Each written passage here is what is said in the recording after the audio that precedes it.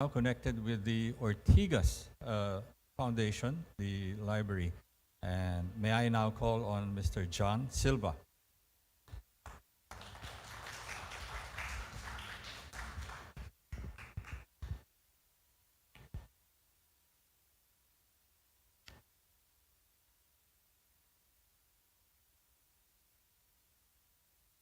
Good evening. I'm actually pinch hitting for Cora Alvina, who was the director of the National Museum during the period of President Ramos.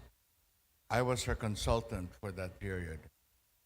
And our task was to undertake the transformation of three immense structures in Manila: the former Finance Building, the Agriculture Building, and the Legislative Building. President Ramos, for all of his major accomplishments, included one that would retain for posterity the heritage and culture of the Filipino people. During his tenure, he secured several billions of pesos, which was a pretty large sum in those days, and managed to take over and empty the first two of three buildings to begin the construction of a state-of-the-art museum with the latest in interactive hardware to enliven the museum experience.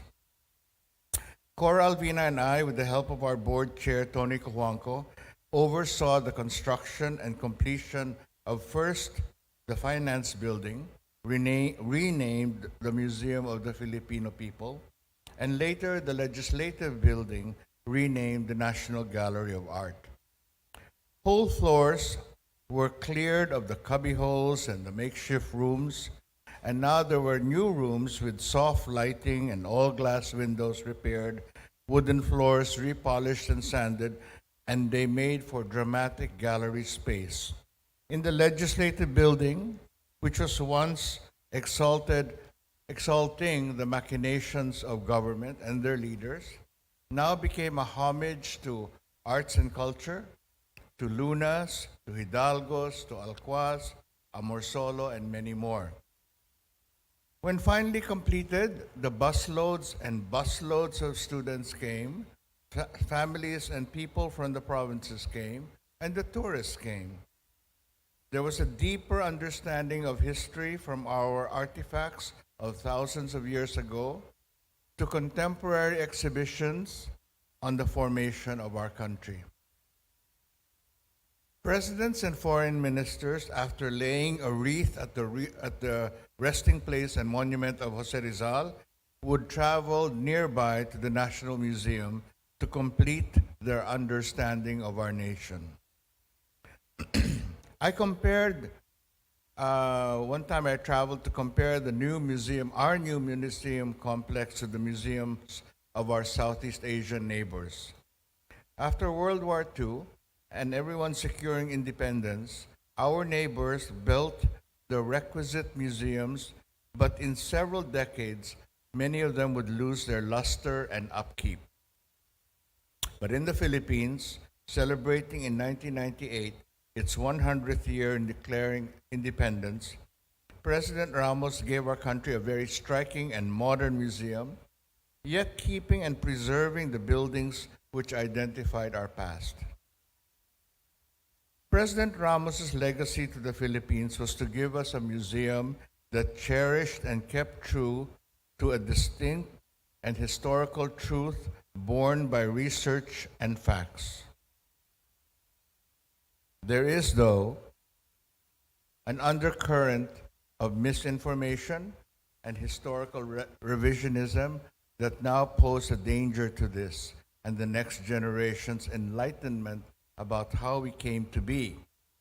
If we are not vigilant, our sense of selves, of having won battles, securing independence, and overthrowing dictators could become old-fashioned shibboleths to be replaced by an alternate rendering of history.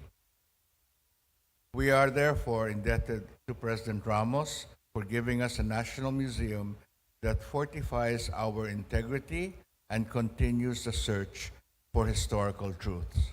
Thank you.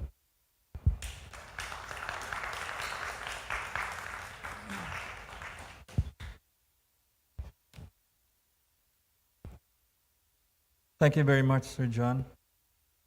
Our second tribute we will listen to this evening comes from someone who has worked very, very closely, up close and personal might be a very good and apt phrase to use, because he was literally right beside FBR throughout the entirety of the president's term as president.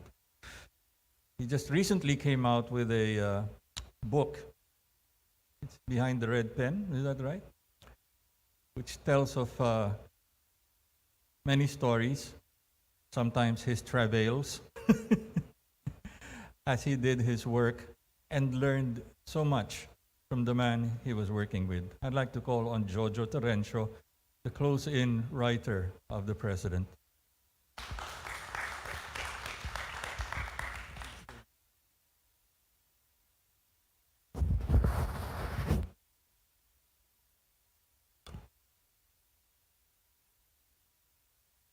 Good evening to the family. Magandang gabi po sa inyong lahat. Per the handwritten instruction of the President, I have to read my speech in toto so as not to go beyond the prescribed time. Okay. Good evening to the family of the late President Ramos, my dear colleagues in the media, guests, friends, ladies and gentlemen. Magandang gabi po sa inyong lahat. I'm deeply honored that I was chosen to be among the speakers tonight to share my memories with PFBR. There are just too many adventures that I wanted to immortalize.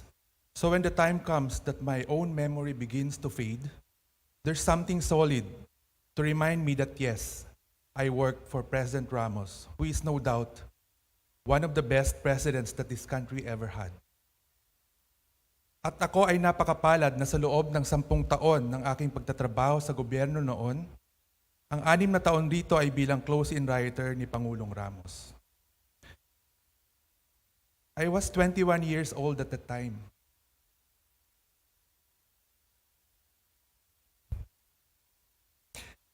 He could have brought his own much experienced, older and wiser writer when he came to Malacanang. And yet, he chose to entrust his daily press releases and coverages of even sensitive and confidential engagement to a neophyte, very bagitong reporter that he inherited from former President Cory. PFBR must have seen some potentials in me, and I will always be grateful for that once-in-a-lifetime opportunity to work for him as his close-in writer and reporter. Just to clarify, marami po kaming mga in-house reporters noon sa Presidential News Desk. But being the youngest and single, as most of my colleagues then were familiado, ako ang madaling hugutin to be on duty on weekends and holidays. So that paved the way para maging familiar si President Ramos sa akin, and the rest, so they say, is history. 3 years ago, I decided to take a hiatus from the corporate world to focus on writing a book, which is actually one of the items in my bucket list as a journalist. The product was Behind the Red Pen. We were supposed to launch in March 2020 to coincide with PFBR's 92nd birthday celebration at the Fairmont Hotel, but unfortunately, the pandemic hit and the lockdown happened. In March this year, I told my friends at the Ramos Peace and Development Foundation, or RPDEV, that I have this strong urge to release the book already. Aware of his health conditions in recent months, I was scared that the former president might not be able to witness its launch if it is to be delayed further. And so I thank Celeste and the RPDEV team for their support as we were able to release Behind the Red Pen in time for PFBR's 94th birthday last March. The public response was really unexpected. The book even gained the interest of some foreign institutions. The U.S. Library of Congress and the General Douglas MacArthur Foundation were among the first to secure copies.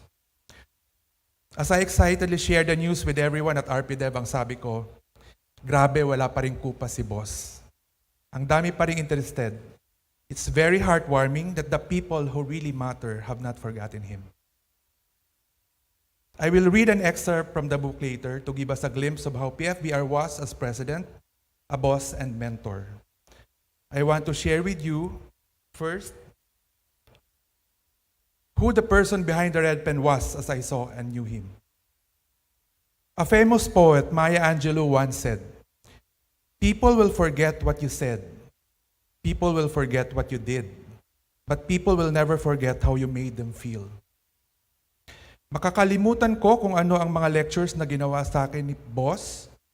Pwede ko ring makalimutan kung ano ang mga ginawa o nagawa niya para sa akin. Pero kailanman hindi ko makakalimutan how he made me feel. Starting in 1992, until the last time I talked to him via Facebook Messenger on my birthday 2 years ago.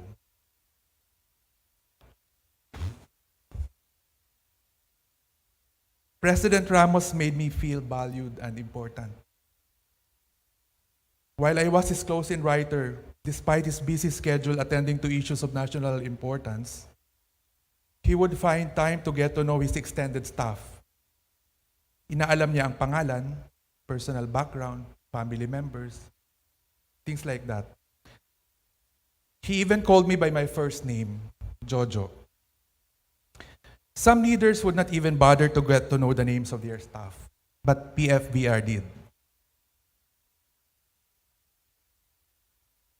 On weekends, where he used to conduct surprise visits to markets, police stations, or inspect his pet infrastructure projects, he would personally tell his aide to make sure the close-in coverage team, kami po yun, RTVM, the close-in photographer, the assigned writer, will be having their meals, the same food that he will be eating. So lahat kami pare-pareho. Yun ang sinigurado ng lolo niyo.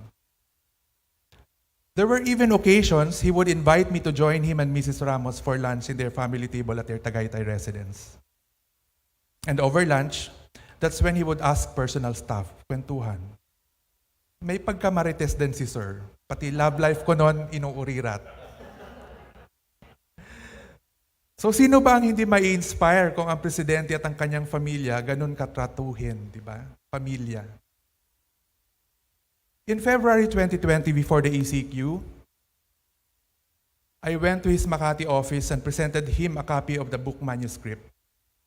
I told him, "Sir, this is a book I wrote about you, but I know this won't give justice to your presidency at kulang ang mga pahina sa dami ng kwentong dapat nating ibahagi sa publiko." In 30 years, I have never seen the old man shed a tear. But at that moment, I was in front of the person who was not finally afraid to show his emotion. I was standing before a person who contributed so much for the country and our nation's history, shedding a tear in front of me as he held the manuscript. Hindi ko malaman kung paano ako magre-react. Kasi first time ko nakita si boss na teary-eyed and emotional. Siyempre, nakiiyak na rin ako. And that was a very beautiful moment. A treasured moment between the two of us. He then said he will write the foreword of the book, and he did. As president, FBR was obsessed with the image of the Philippines. He really wanted to put the country back in the radar of the international community and the foreign investors. Back in the 90s, hindi pa uso sa gobyerno ang word na reinvention or rebranding. In the private sector, maybe that was already common, but not in government. PFBR successfully led the rebranding of the Philippines. And since I was with his communications team then, let me read now portions of that book, chapter 26, entitled Rebranding PH. Konti lang.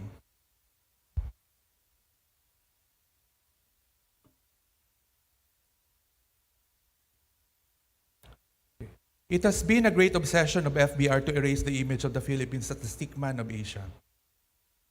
Under FBR's Philippines 2000 vision, his administration would catapult the country into a newly industrialized country by the turn of the century. In 1996, everyone was upbeat on the prospects of Nickhood due to our sustained growth over the years.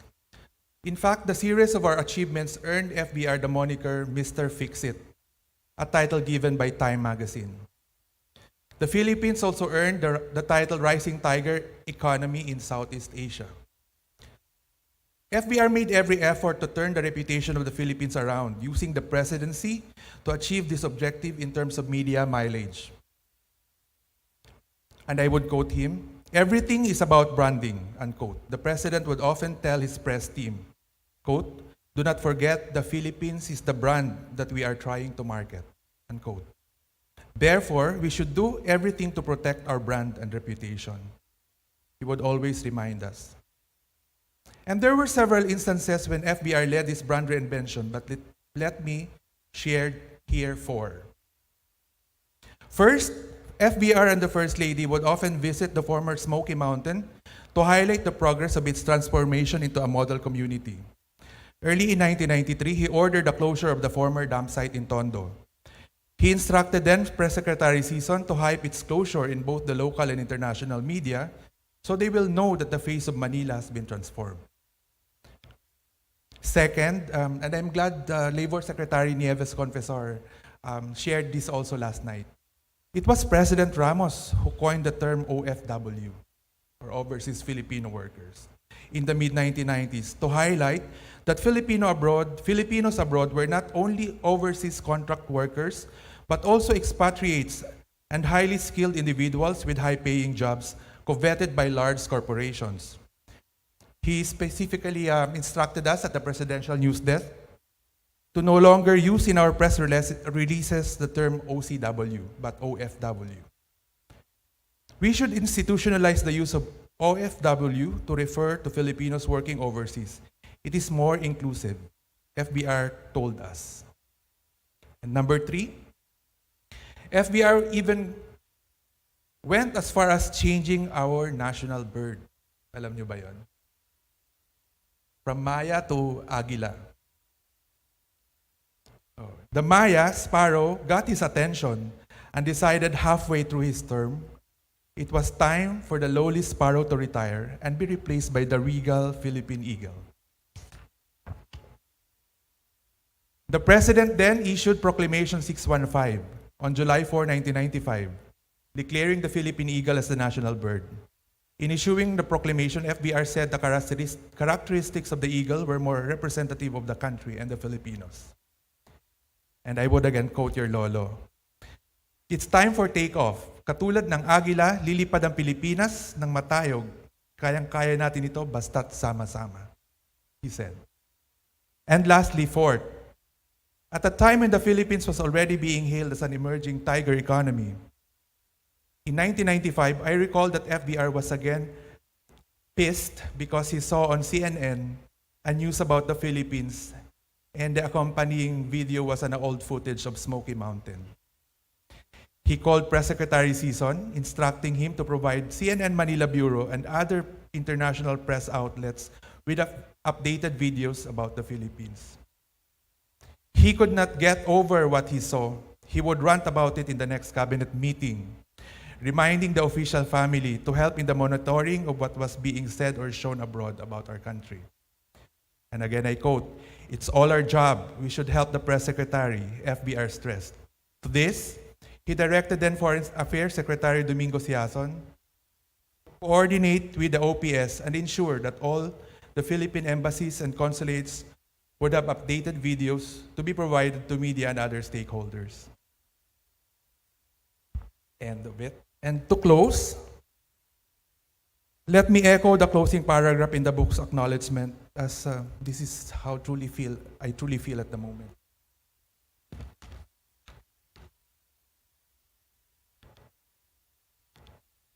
I express my thanks and gratitude to President Fidel V. Ramos. Without him, sir, without you, there would be no stories to write. Thank you very much for trusting a 21-year-old neophyte in-house reporter in 1992. Our stint in the palace was an adventure, and I truly had a grand time. As a song from the musical Wicked goes, "Because I knew you, I have been changed for good. Farewell, sir. You're the best." Maraming pong salamat.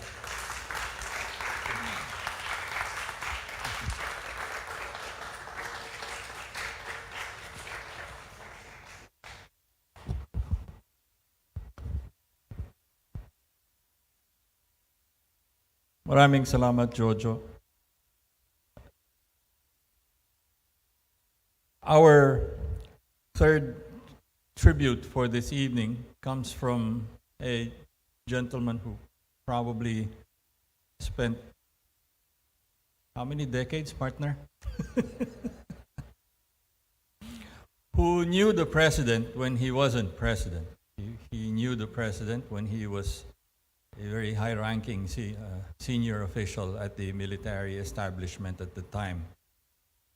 This is the fellow who is known to have slept through a press conference of the president and yet ended up with a Pulitzer. Ladies and gentlemen, it's indeed an honor to introduce to you Manny Mogato.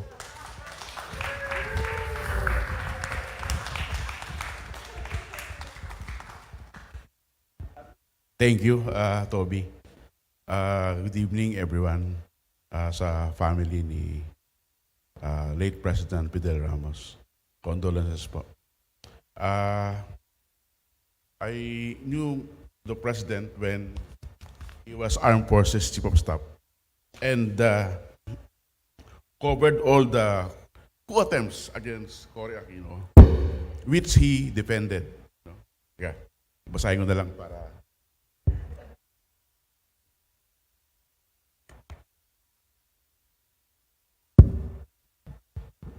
Good evening, sir. I really do not know how to start. I'm lost in words to honor a great leader, statesman, and an EDSA hero. As a journalist, I covered the late President Fidel V. Ramos for almost my entire career, watching him rise from being chief of the Philippine Constabulary and the Integrated National Police to Armed Forces Chief of Staff, Defense Secretary, and the 12th President of the Philippines. The late Joe De Vera of Manila Bulletin, my colleague in the Defense Press Corps, had the privilege of covering him when he was still a second lieutenant during the Korean War until he became president. Tagal, ano?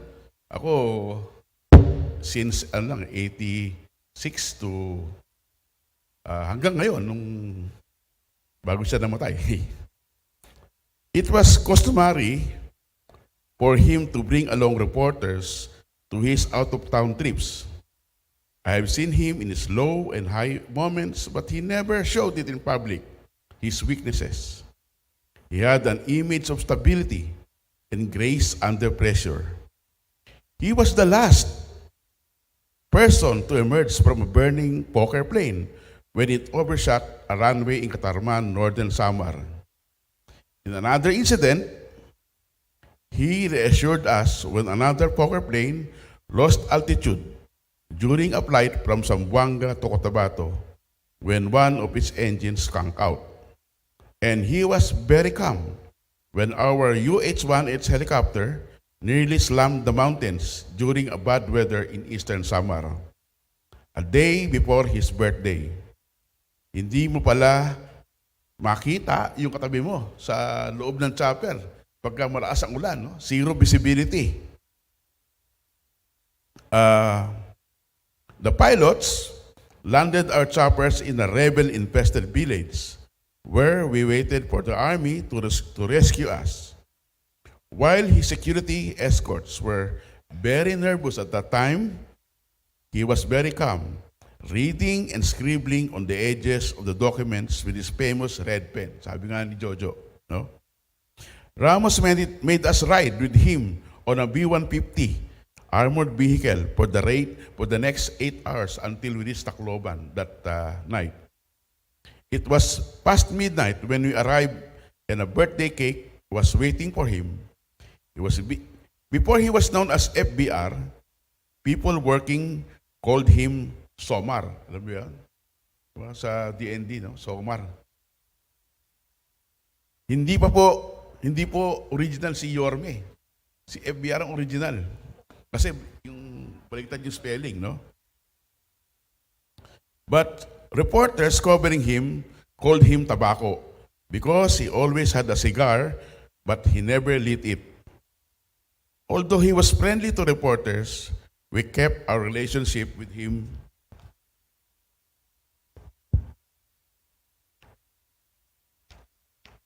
very professional. FBR is stern, no nonsense, and straightforward. Stricto, pero medyo pikon din. He would walk out from a press conference if he would be uncomfortable with our questions. Pero, he was also patient. Minsan sinama niya ako sa isang out-of-town trip buong araw. At bago gumabi, pumunta kami sa isang business meeting sa Meralco. Parang press na press pa rin si FBR. Pero sa pagod ko, ako'y nakatulog at humihilig pa in front of Meralco executives. Sa unahan pa kami nakaupo nun. Kung saan siya ay nagdi-deliver ng speech. He jokingly told the Lopezes, yan ang masipag niyong reporter.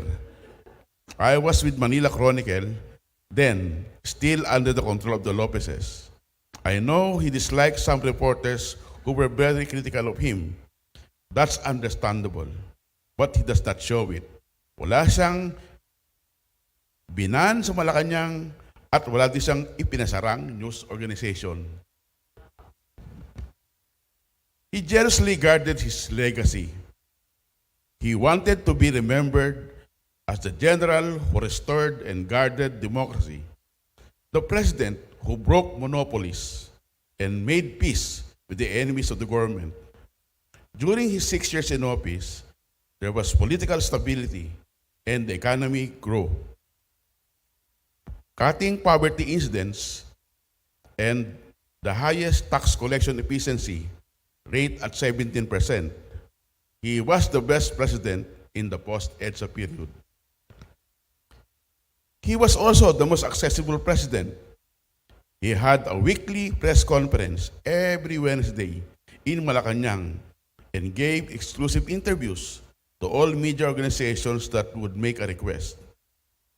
But for the Malacanang press corps, during his time, he was the most boring speaker. Alam niyo bakit? We were bombarded with his slogans, UST, or Unity, Solidarity, and Teamwork, in every speech, but it was effective in his governance. Hindi po original si BBM sa slogan na Unity. Before I end, I recall I had a punishing schedule. We had to wake up at midnight to be at Villamar Air Base at 3 a.m. for his out-of-town trips.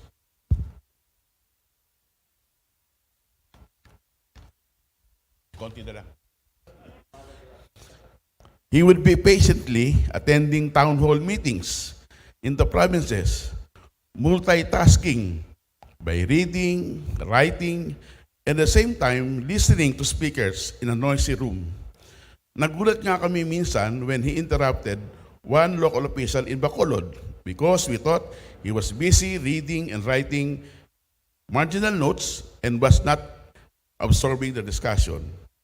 Yan po si President FBR, workaholic, multitasker, at may grace under pressure. He made sure our country will remain a beacon of democracy under his watch, and even after he stepped down from power. Goodbye, Mr. President. A grateful nation, thank you for your services for more than 70 years. Thank you po.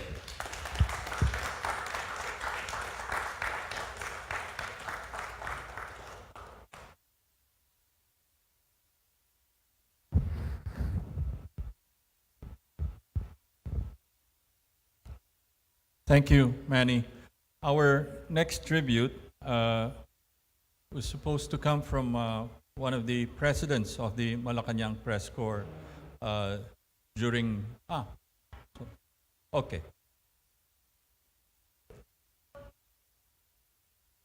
Ikaw na nga muna. Sa'yo na muna. All right. Abel De Leon of the Manila Bulletin. Unfortunately, She is not able to join us right now physically, but she left her remarks with Peachy. So, Peachy, come on down.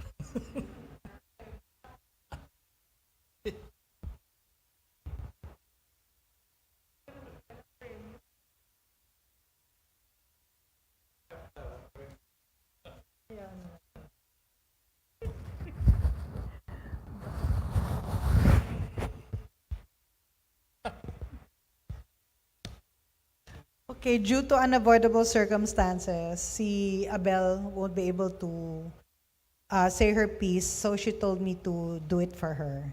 Okay. I was asked to talk about my fond memories of PFVR. To encapsulate all of them in one message just won't be enough.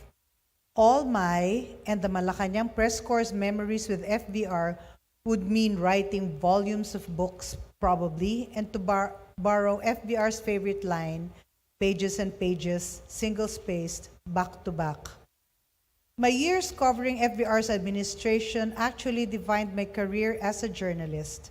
My colleagues and I in the press corps learned from FVR about real hard work, forgoing sleep, as Inquirer's Juliet Labog Havillana said, because our stories matter more than that.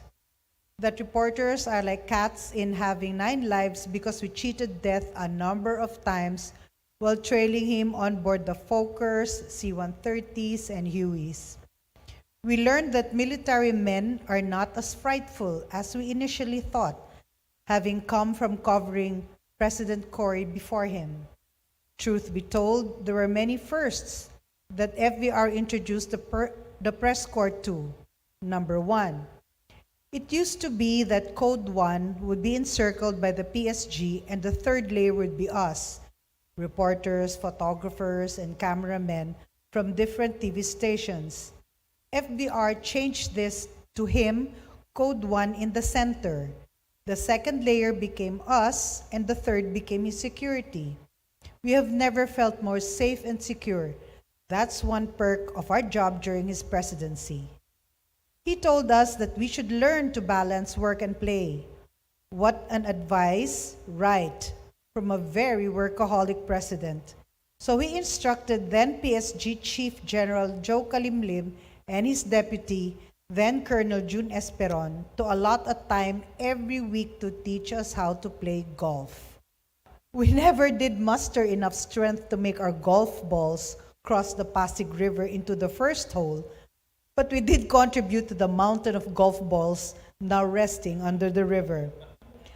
Kaya natin to has become our mantra even post-FVR presidency and the attendant thumbs up sign.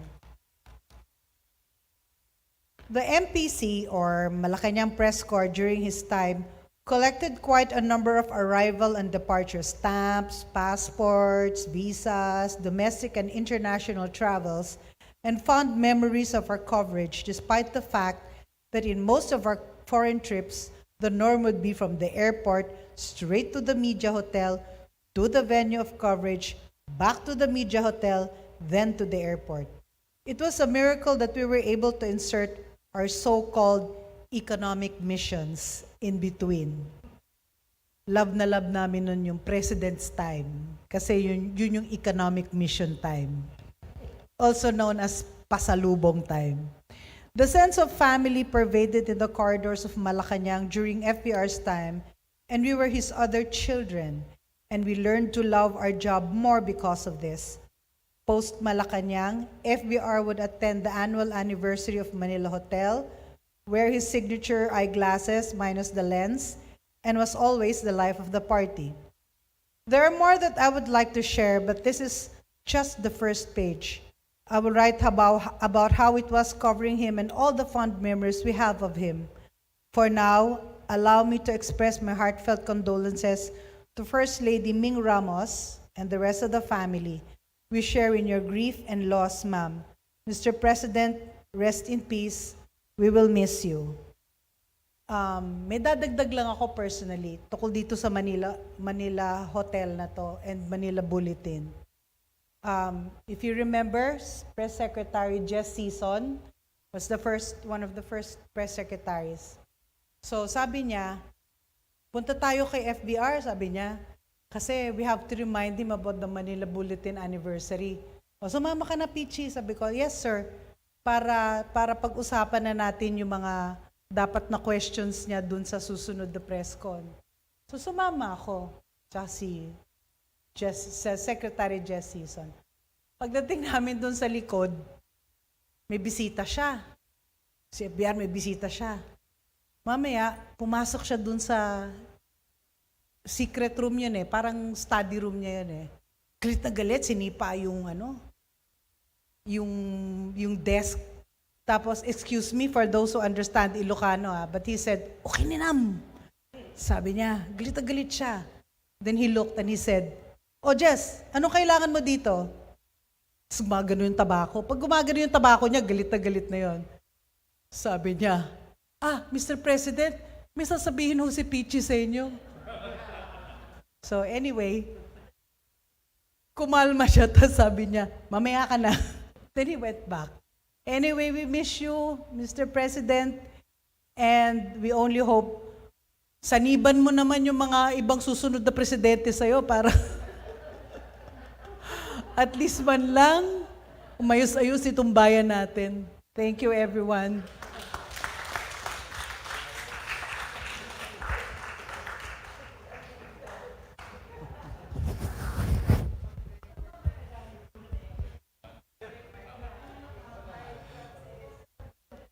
Thank you, Pichi Saniban. Possessed. Something. Mariel ba?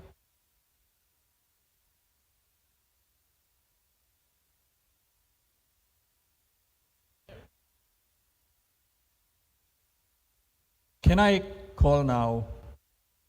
Well, it's defense, ano? Diba? And then Malacanang. Right. And then Malacanang, right. A former colleague in my home station at PTV, she covered FBR ahead of me actually, and then she changed networks. Bossing na po doon ngayon. May I call on Mariel Gaceta?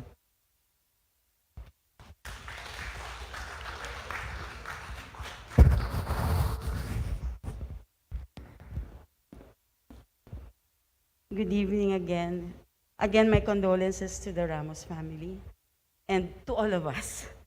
Babasahin ko na lang kasi baka mamaya magdrama na naman ako. Inadvertent, I promise. So I will just read it. Teka, ang haba. Bibilisan ko na lang. May glasses. Sir, matanda na po. Nag-glasses na po. Covering FVR in the defense beat and later in Malacanang was one of the best things to happen to me as a journalist.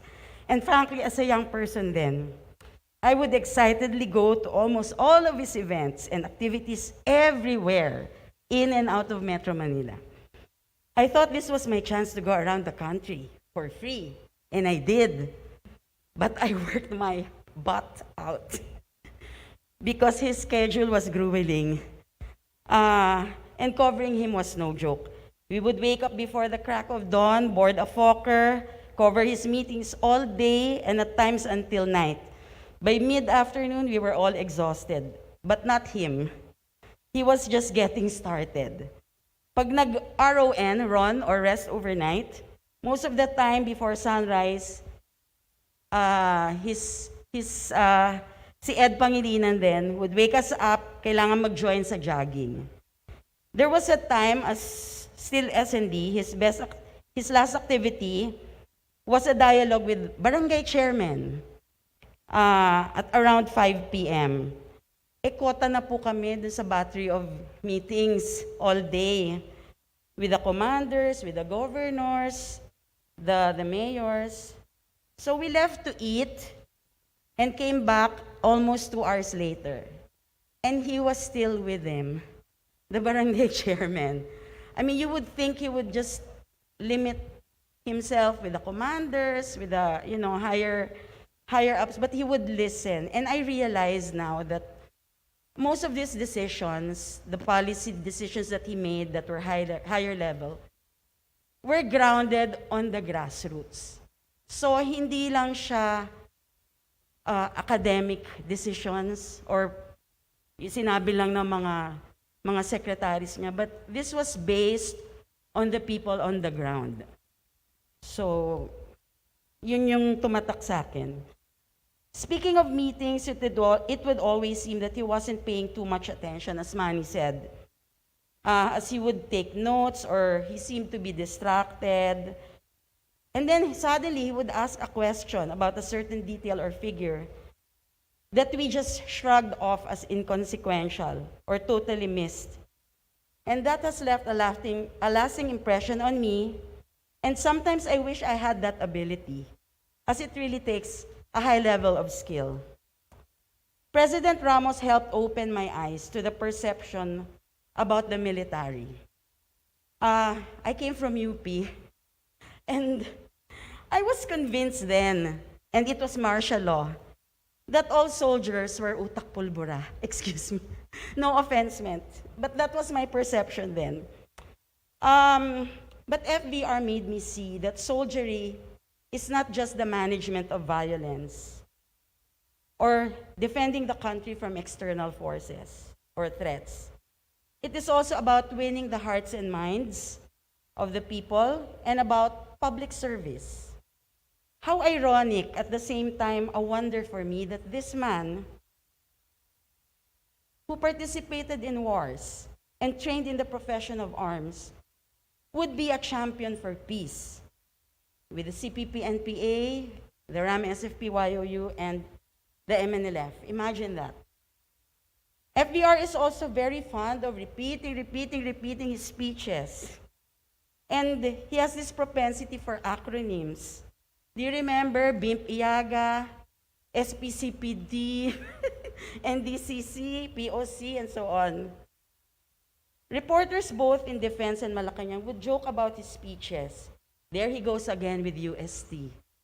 And then his unity, solidarity, teamwork, and then his bibingka, apoy sa ilalim, apoy sa ibabaw, as a simile for the need for everyone to work together.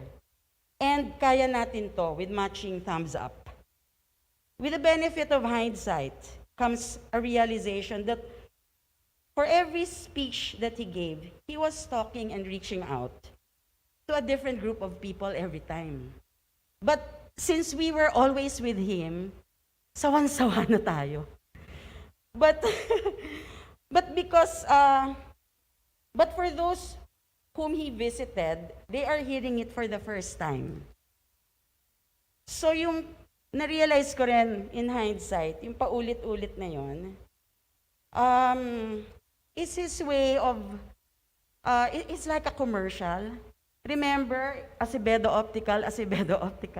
Until now, alam natin. Until now, alam ko yung UST, bibingka, and kaya natin to. So, but on a more personal note, malapit na po. I discovered that FBR does not really carry cash with him. Maybe he's being an Ilocano. Nalaman ko to because 1 December 28, it was Niños Inocentes. I don't know, Manny, if you remember.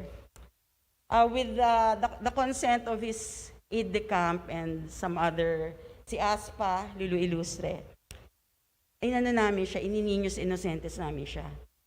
Kailangan ko ng 500 pesos, sir. So he reached for his wallet. Walang laman. So humiram siya sa aide-camp niya. I think it was Louis Opus. Pero syempre nahiya rin ako, so I fessed up. Sir, Happy Niños. Sorry. So everybody had a laugh. And tuwan-tuwa naman siya ron. He also had a soft spot for seniors and balikbayan reporters. Someone asked which bus to ride going to Boracay during a live press conference. And he answered. He answered, di ba, Tony? Second was during an EDSA anniversary. Another was during an EDSA anniversary. I had a walking interview with him from the People Power Monument to one of the EDSA gates of Camp Aguinaldo. After the interview, I thanked him. I think Stella has a photo of that. I thanked him and left. And then I felt someone made batok to me. It was him because he saw that I was wearing a mouth cap. I will not say anything further. But for the record, I wore that for fashion purposes. Okay. So, third is poignant for me because when he found out I'm an Ilocano, my dad was from Aringay, La Union, he immediately talked to me in Ilocano. And I had to politely stop him and told him, I don't speak a word of Ilocano. So he said in jest, shame on you. But that cut very deep. It cut very, dinibdib ko yun. I did try to learn to speak it, but I think I have a higher aptitude at making TikToks than learning a language. Sorry, sir. Okay, malapit na po. 3 paragraphs na lang. And lastly, I will treasure this always. He told me in private when I was still in defense and then later in Malacanang that I was his favorite reporter. He did, but there was a time he said it during a live press con. And hindi ako natuwa. Hindi ko alam kung bakit. Why? Parang it was special kasi when he said it in private. I know I should have been, elated, super proud. Later I was, but I cried over that. Why did he have to say that? Ganyan. But, now I appreciate it. And thank you, sir. Be. Nang inggit. Sorry. In closing, I will never be able to give justice to the man that he was. No words are enough. But let me just say that FBR was very lucky to have Mrs. Ming Ramos and you, his family, because you were by his side all these years when public service was his priority for the longest time. And then when he retired as Citizen Eddie, until the time he had to go to rest. Thank you po for sharing him with us, pesky reporters, sabi nga ni Lian Buan. It has been an honor and privilege to have known him and covered him. And as his wont with acronyms, RIPPP. Sir, rest in peace, paradise, and power. Paalam FBR. And maraming salamat po. Now guys, back to work.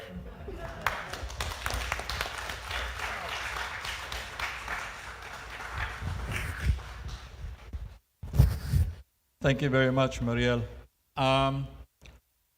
Our next tribute this evening comes from someone who mastered impersonating the president. Some of the recordings are just really smack on. You wouldn't know it was him. Let's listen to Tony Velasquez.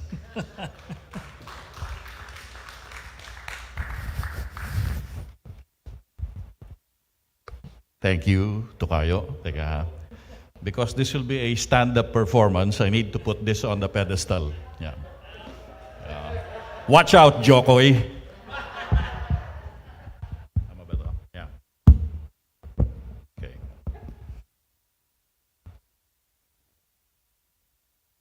Actually, ang dami nyo nang nasabi. I have nothing left to say. You all stole the words out of my own mouth.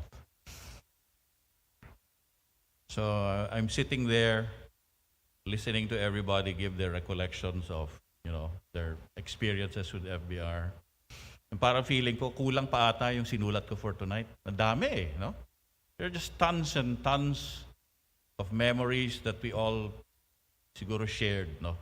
Na have in common. Kaya bear with me because some of what I say, maybe you've already heard. By way of introduction, maybe to the people who don't actually know who I am, I'm Tony Velasquez. I covered the Ramos presidency from 1992. There was a bit of a gap from 96 to 97, but I actually completed the entire Ramos presidency. I was with, partly with another network, with ABC5, and then continued my coverage of him in ABS-CBN. And also during that time, I had the privilege of being the vice president for TV for the Malacanang Press Corps during that administration. So, may I begin first by offering my deepest sympathies and condolences to the family. I met First Lady Ming earlier this afternoon, and I wish she could still be here so I could offer my condolences to her again in person. And also my condolences, my sympathies to the staff who worked closely with President FBR and all of those who served with him in his administration. Well, I had a very deep privilege and challenge, as you've heard from many of my colleagues in the Malacanang Press Corps, of being assigned to cover the presidency of Fidel V. Ramos. Well, that was back when I was 30 years younger, and if you can tell by my profile, 30 pounds lighter. Yeah. I think marami kaming ganon, 30 pounds lighter. Well, I had a much slimmer physique in those years, 1992 to 1998. And that was due not to any particular exercise regimen, but to a very rigorous workout regimen that was called the Malacanang Press Corps Presidential Coverage Schedule. Yan. Yun ang pang-araw-araw namin exercise. For our days covering the Malacanang beat, during FBR's time, was really crammed with events. So narinig nyo na, just how difficult it was for us to be able to keep up with him.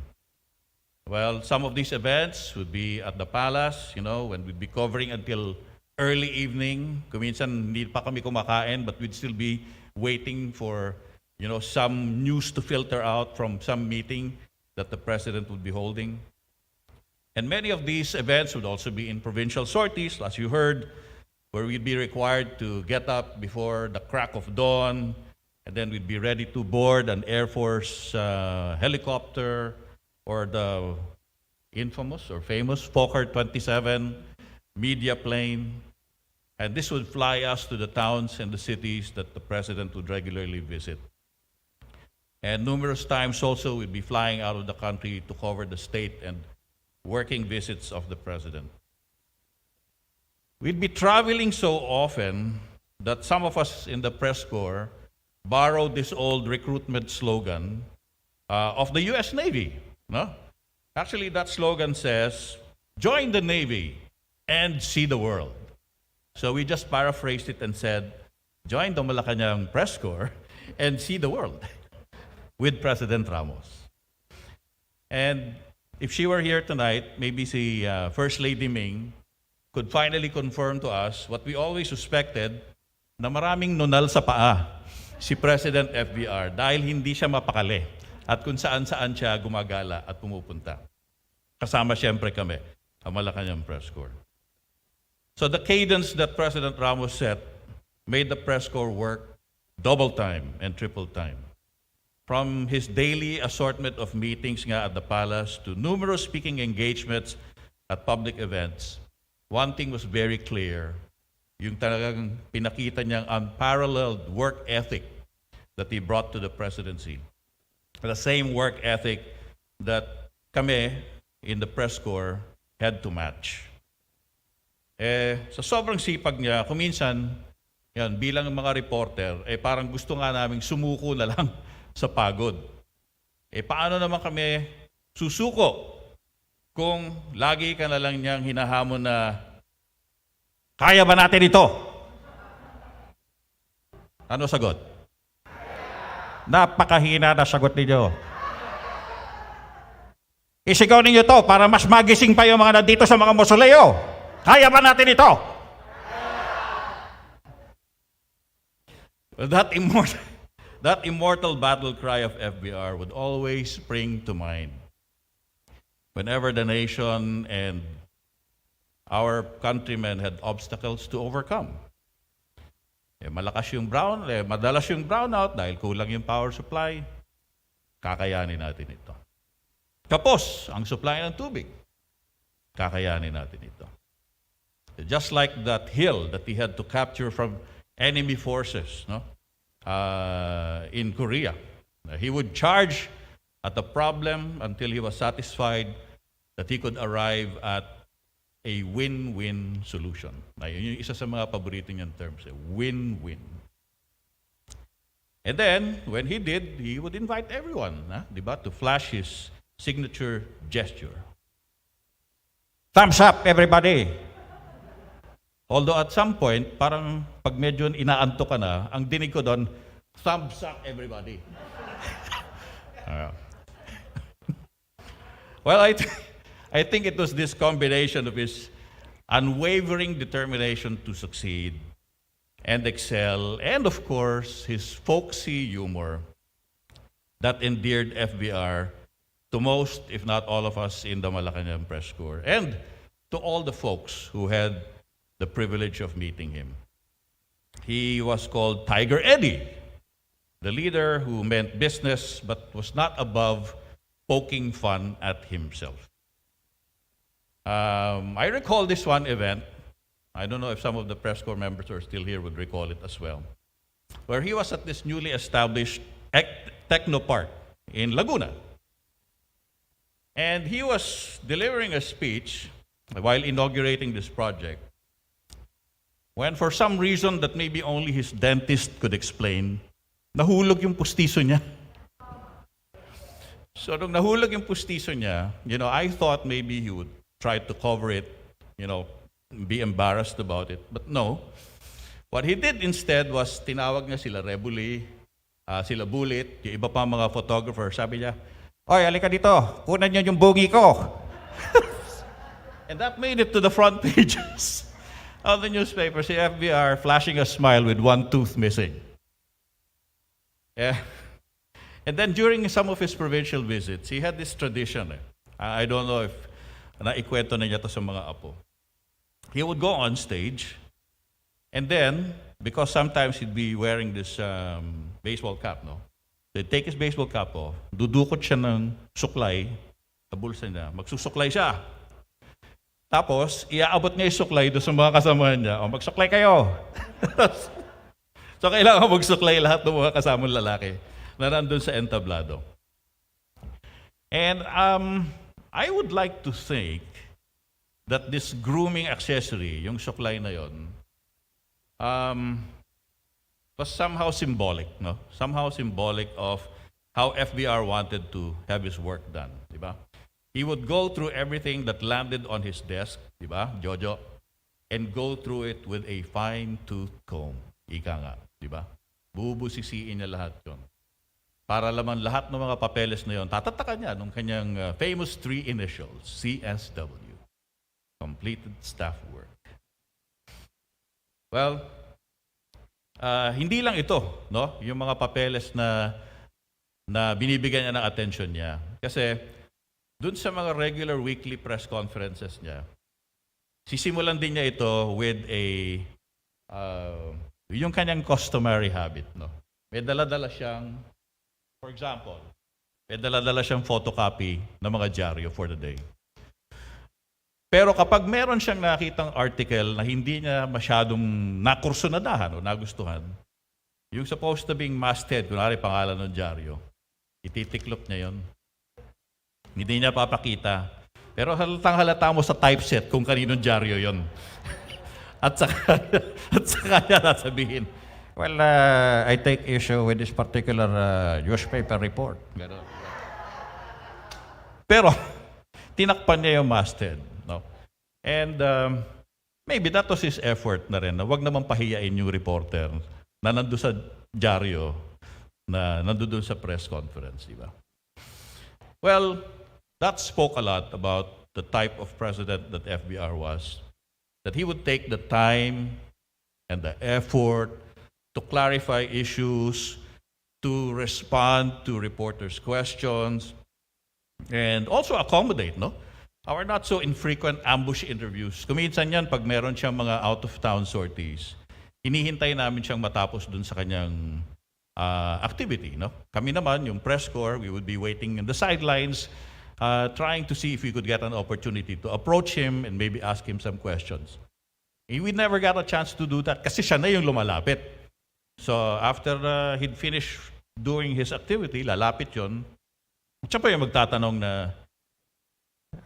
so can I interview you? Ganon pa. So syempre kami naman tuwan-tuwa na siya yung lumapit sa amin. And that really spoke volumes about how he respected the press and regarded us as his partners in nation building, no? But we were not just partners dahil si FBR, si First Lady Ming, eventually they made us welcome as extensions of your family. There were Christmas parties that the first couple hosted for us in Malacanang. There were also the visits to the Tagaytay Rest House, yung nakwento din ni Juliet, so that he could get a chance to know more about us on a personal level. And it was at one such Christmas party where I finally revealed to President FBR and to First Lady Ming a secret that was then only known to members of the Malacanang Press Corps. A secret that was so closely guarded that he did not know that I could mimic his voice. So I finally unveiled my impersonation of FBR at that Christmas party, and part of my spiel, which I made up on the fly, went like this. So tonight, I will be giving away some of my autographed golf balls. Please take care of my balls. Just display them. But don't hit them because that will be very painful. So at that point, I did not know whether the PSG would arrest me or give me a standing ovation. Buti na lang it was the latter. But what I would later become sure of was that my impersonation skills would lead me to portray FBR in my first and last leading role in the National Press Club Gridiron presentation of 1997. So the show was called Fit as a Fidel, or Fit as a Fiddle. And that title referred to the health scare that your lolo had at that time because of his blocked carotid artery. So I did my best to do a musical parody of FVR. And I hope that he and the First Lady Ming would actually get a laugh or two out of it. So I would like to believe that after that presentation, that FBR, the president, had warmed up to me even more. And he actually started to call me, sorry to say, Juliet, ako pa yung isang FBR junior eh. Hindi lang yung anak ni Juliet. Ako si FBR junior because of my impersonation of his voice. And sabi ko nga, I was FBR junior and not just the reporter na sinasabi niya would ask him impertinent questions. Well, after his presidency ended, FBR and I would only get to meet occasionally. There were twice, I remember, in many later years that we met in ABS-CBN. And those times, when I met him at the lobby, I would shake his hand, and he would grip it so firmly na parang ako yung gustong umaray, pero hindi ako makakibo. No, parang ang feeling ko, he wanted to show me na kahit pareho na kaming tumanda, mas malakas pa rin siya kaysa sa akin. And I last saw him shortly after his birthday in March 2019. Just about the year before the pandemic locked us all down. That was a very brief meeting. If I recall correctly, that was when Toby interviewed me for the FBR Legacy Project. And during that very brief meeting, we exchanged pleasantries. We had a parang obligatory photo op of the both of us. doing the thumbs up gesture. No. But anyway, I'd like to say that it was an honor to be included in that project. Kailan ba lalabas yun? Fourth quarter of this year. I'd like to say it was an honor to be included in that project, as it is an honor for me to be standing here now, paying tribute to the most inspiring visionary leader that I've ever had the fortune to cover. So thank you, Mr. President. Thank you for treating us in the news media with respect, with fairness, and with camaraderie. Thank you for all the miles that we've traveled together towards Philippines 2000. Thank you for devoting the best 6 years of your life to reinvigorating the sick old man of Asia back to robust health. And thank you for defending and strengthening our democratic institutions and preserving our freedoms. Thank you for making the bibingka more than just a rice cake delicacy, but into a symbol for people empowerment. And thank you, Mr. President, for making us all remember that in the worst of times, basta tayo ay sama-sama, kaya natin ito. Thank you very much.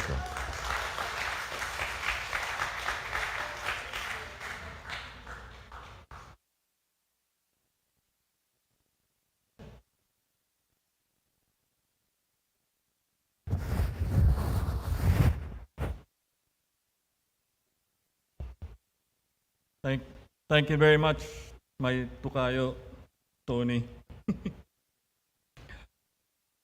Ako naman ang nag-host ngayong gabi. Kaya nyo naman magbigay din ako ng konting tribute. Labas sa ilong. Anyway. I started writing all my notes since yesterday because I was told that I was going to give a tribute to FBR this evening.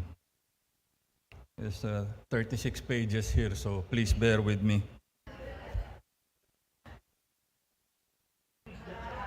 Iba dapat itapon after.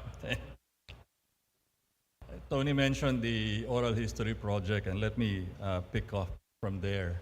I had the privilege of working with the President over the past 4 or 5 years with the Oral History Project.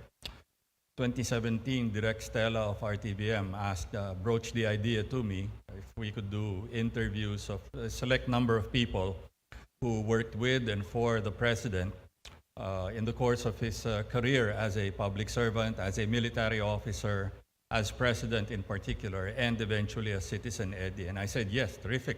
I'd love to work with the President again.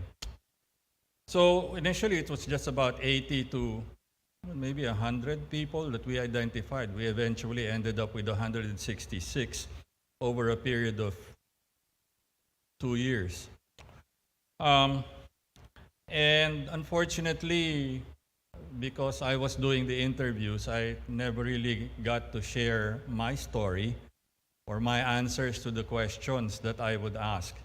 I'll share a few questions that we would ask. A few of you went through the interviews, and you probably know the first one is always, how did you get to know the man?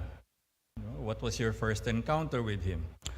My first encounter was when I was a cadet officer at CMT, and we had to memorize all the names of the service, the heads of service of the armed forces at the time. And of course, Fidel V. Ramos was one of them, heading the Philippine Constabulary, and eventually the PCINP. Then, of course, his name came up again towards the tumultuous years of '83 onwards.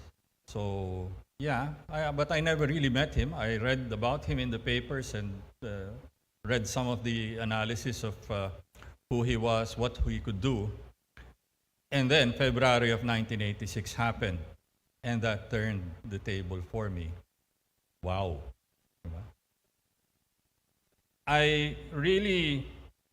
So the first impression was, yeah, he's a military man.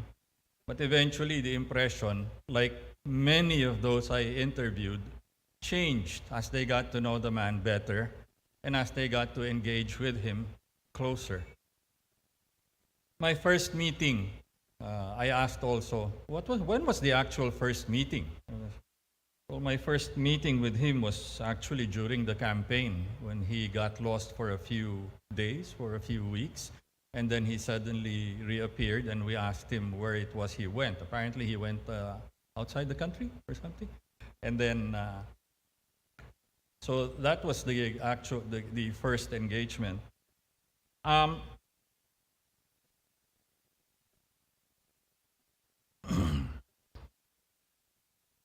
I was, of course, covering at that time, but I was connected with only just one television network, which was People's Television Network.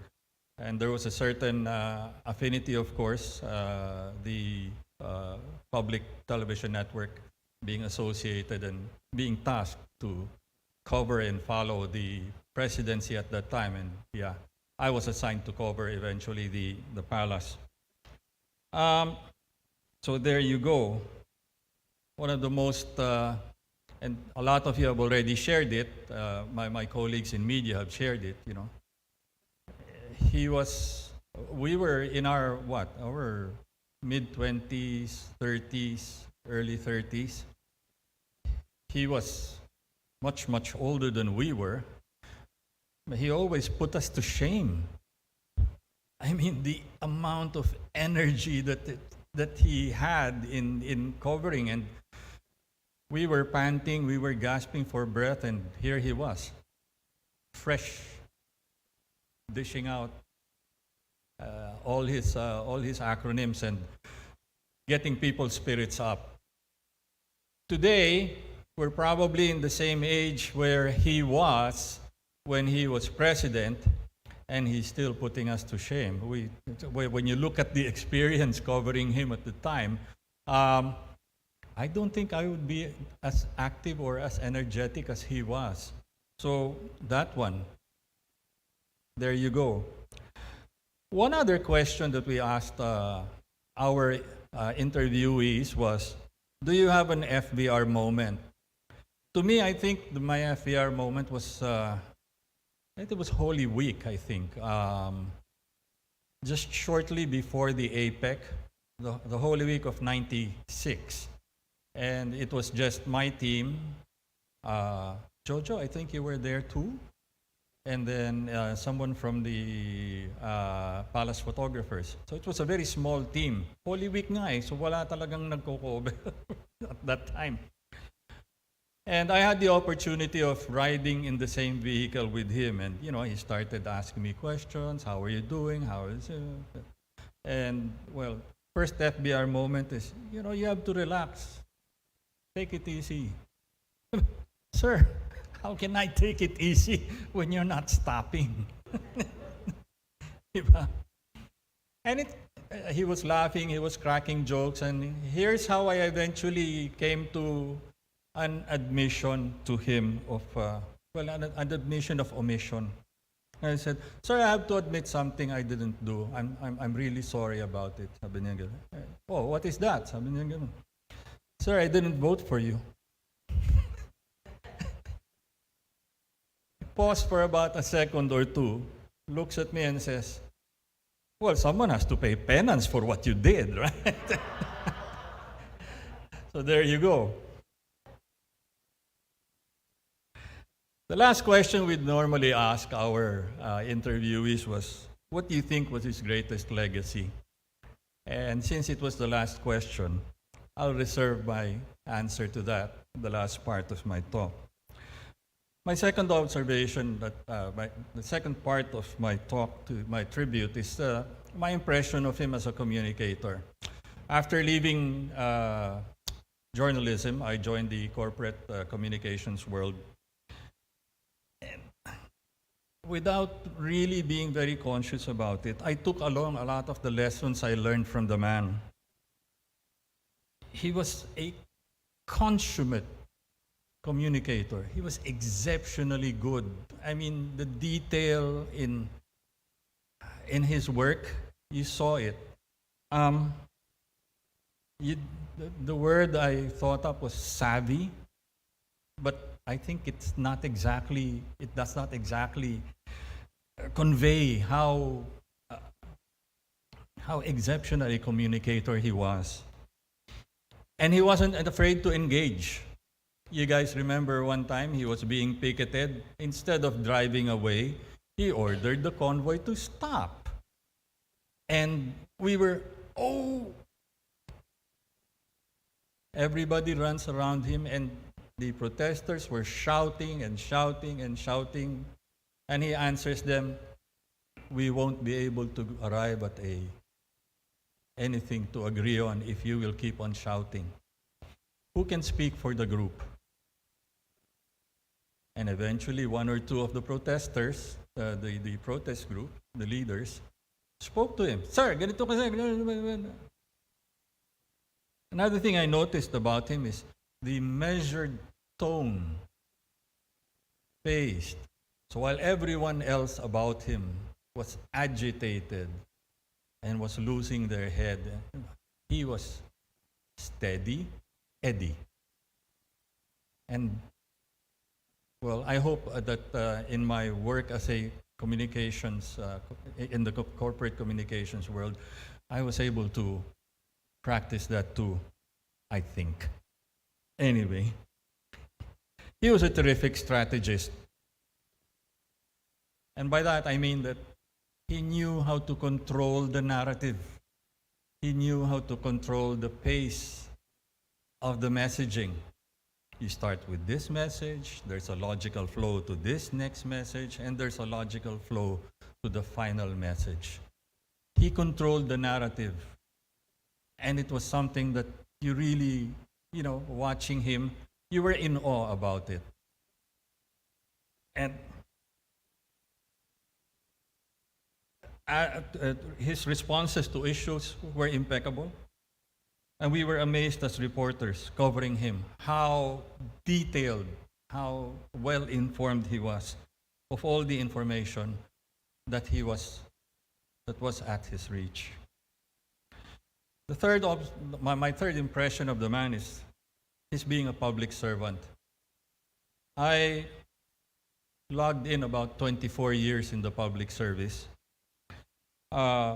mostly at People's Television.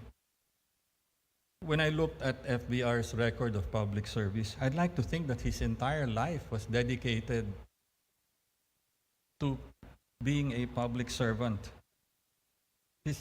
Each effort to find ways to make life better, looking for the better good for everyone, was something that impressed me, and to this day is in my heart. And even, in fact, when he left the presidency, most public officials reaching that Everest would have said, I'm good, I'm fine, I can, retire, sit back, enjoy retirement. But no, he set up his foundation, aimed at finding ways to make life, again, better.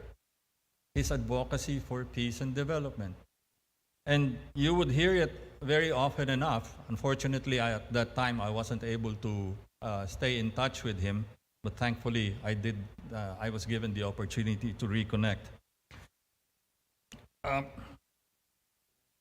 CSD, caring, sharing, daring. The catchphrases of the Ramos Peace and Development Foundation. Of course, UST, unity, solidarity, and teamwork. And I enjoyed actually sitting down with him and having the coffee talks with him.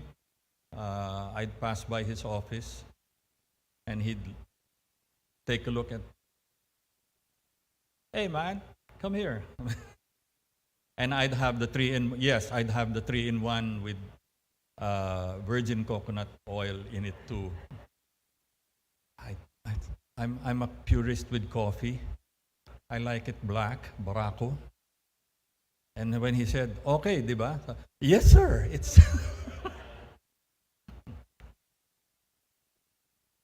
I also remember one particular moment when I think I was still at PTV.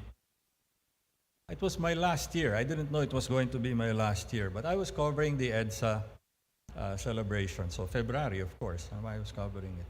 And he attended that particular celebration, as he always did.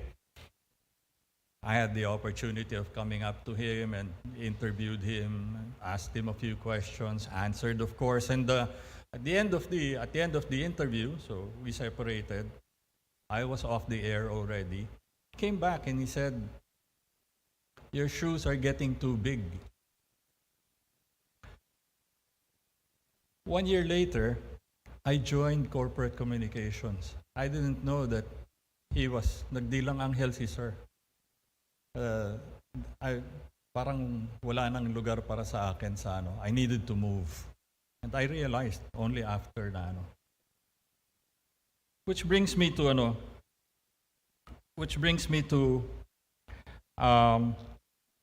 I think it was January or February 2020, just before the lockdown.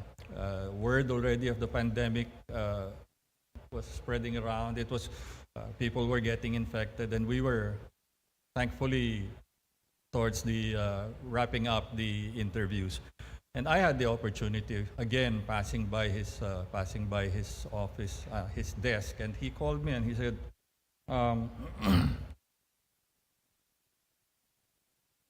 "How are you now? What are you doing next time?" And then he said, so he was asking what it was I was doing, and I said, "Yeah, I'm doing this, I'm doing that." Sabi niya gano'n. You were in government service for a long time." And I said, "Yes, Mr. President, I was." Sabi niya gano'n. "How long was that?" Sabi niya gano'n. I said, "Almost 24, almost 25 years of my life, sir." Sabi niya gano'n. "You know what?" Sabi niya gano'n.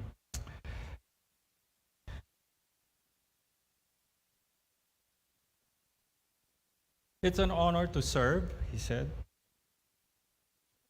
"To serve your fellow men," he said. "It's a privilege to be given a second chance to do so." That was 2 years ago.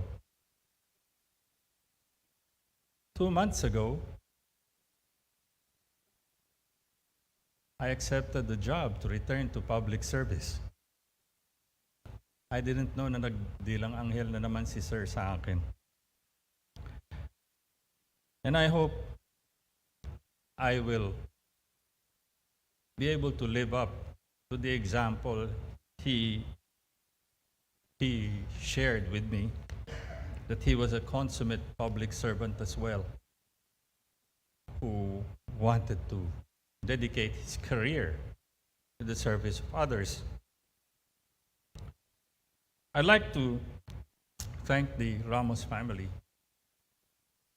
Thank you for the privilege of knowing you guys, getting to know you. Apos, particularly. I love the interchanges we had during the interviews. Your moms, thank you. Thank you to Tita Ming for being very patient with the interviews.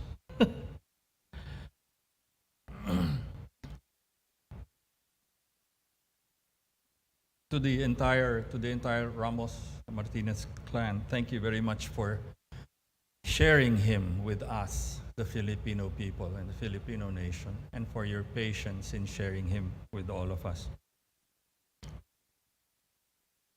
It was a privilege to have worked with you, sir.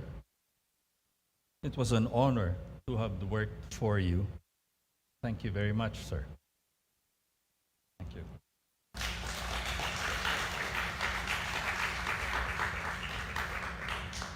So, hindi na ako aalis dito. That about ends our tribute for this evening. Thank you very much for joining us. And yeah, again, prayers to Sir, prayers to the family for your loss. And yeah, before we end the tribute, of course, CJ? Okay, maybe call on CJ Sembrano for the family's response.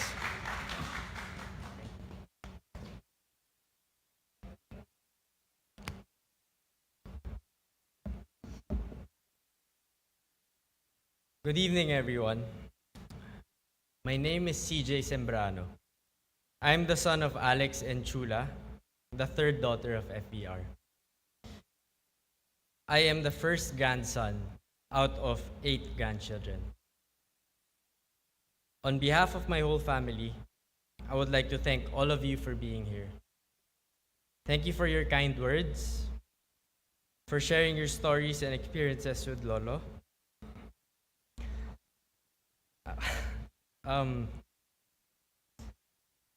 Like what my cousin Patrick mentioned yesterday, we were too young to understand and appreciate what was happening during his presidency, because during that time, I was only 3 years old and Patrick was only 2 years old. So listening to what you have to say, your stories, gives us joy on how much he touched other people's lives. I've never told this to you before, Lolo, but we are very proud of you.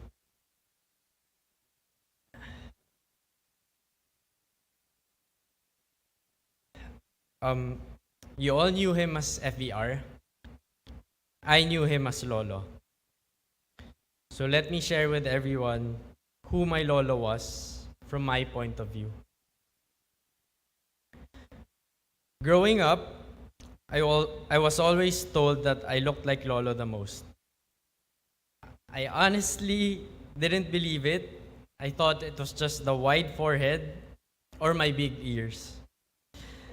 But it wasn't until I saw photos in his early 20s that gave me no other choice but to agree. So, I have the photo right here.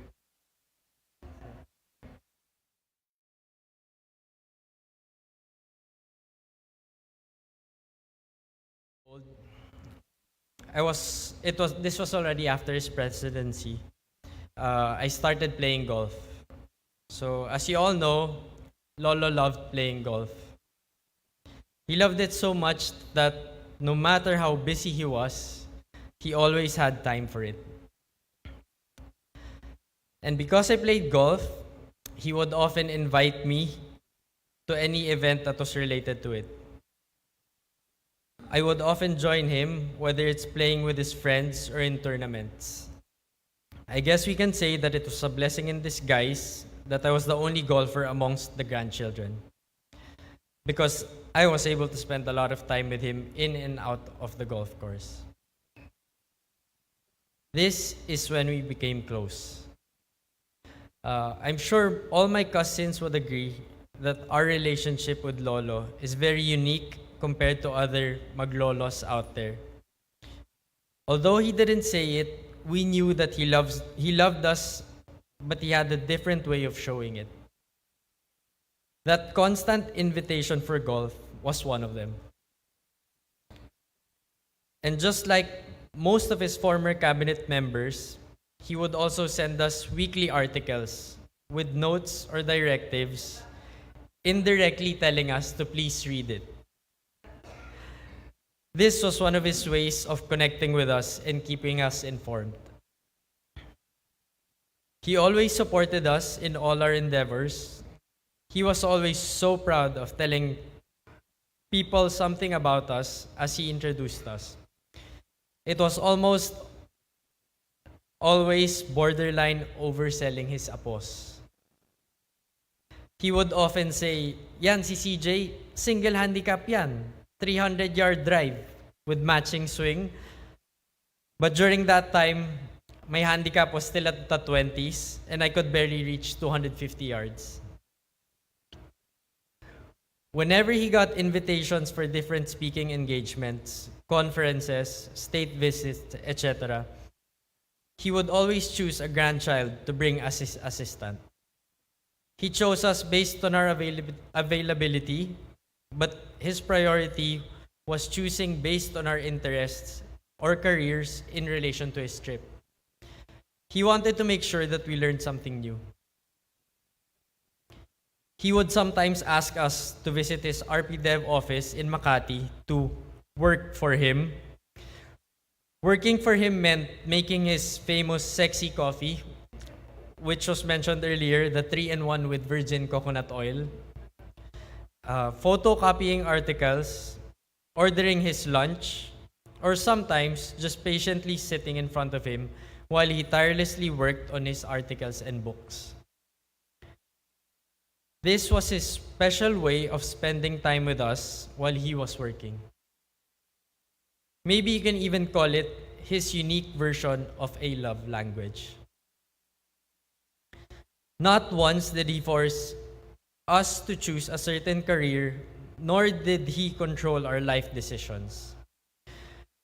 But we knew that he was always there to show his support and guidance whenever we needed it.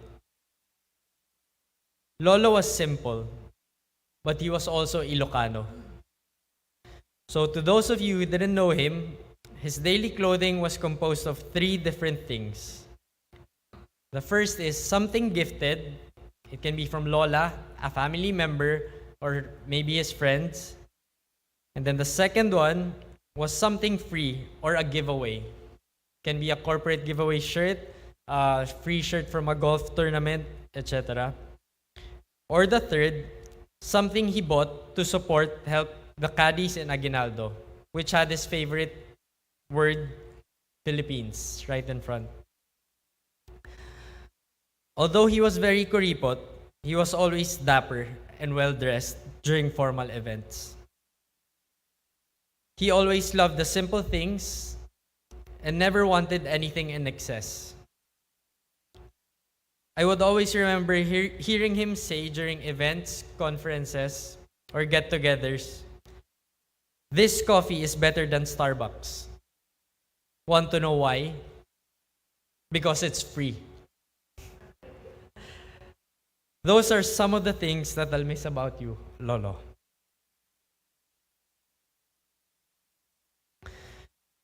So I want to share 2 stories that I can clearly remember that both happened over 15 years ago. So my first story was, I went on a trip with him to China for the Boao Forum, which he co-founded and was a chairperson. On our first night there, before sleeping, he told me, "Our first meeting won't start till 6 a.m. Please wake me up at 5:15. So we can have coffee first."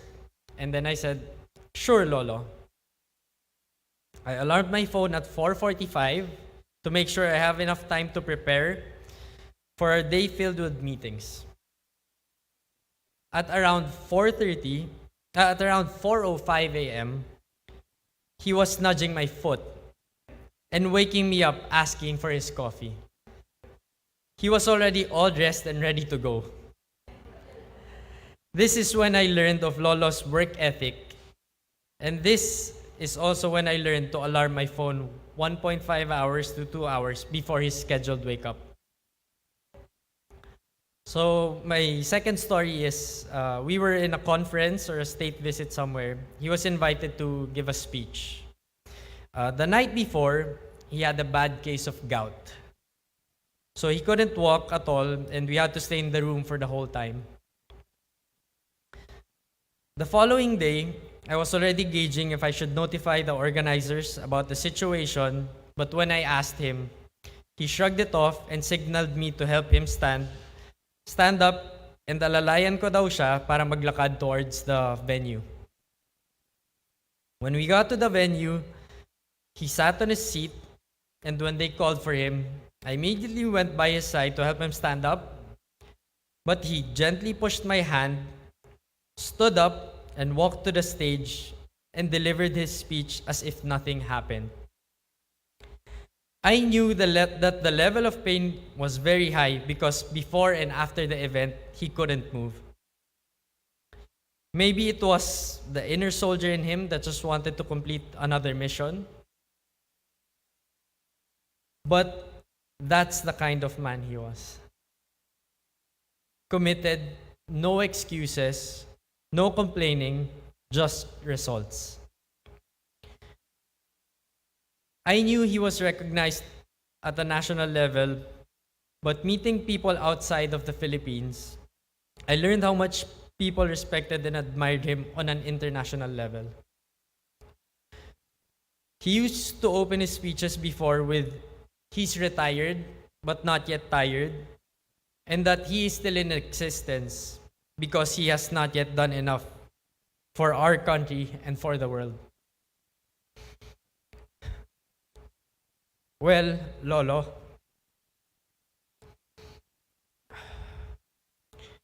we all know that you have done more than enough, more than anyone could. And now, you can finally rest. Whew. During the last few years of his life, he would always do the thumbs up and say, "Go to heaven." So I would like to ask everyone to give a thumbs up to show our appreciation for everything that he has done, all the sacrifice, all the hard work, and all the dedication for making the Philippines and the world a better place.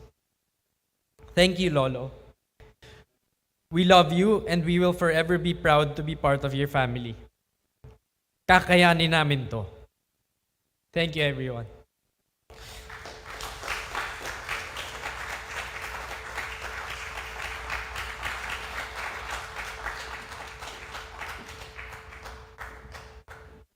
Salamat, CJ. Thank you, everyone, for coming this evening. Such a wonderful evening.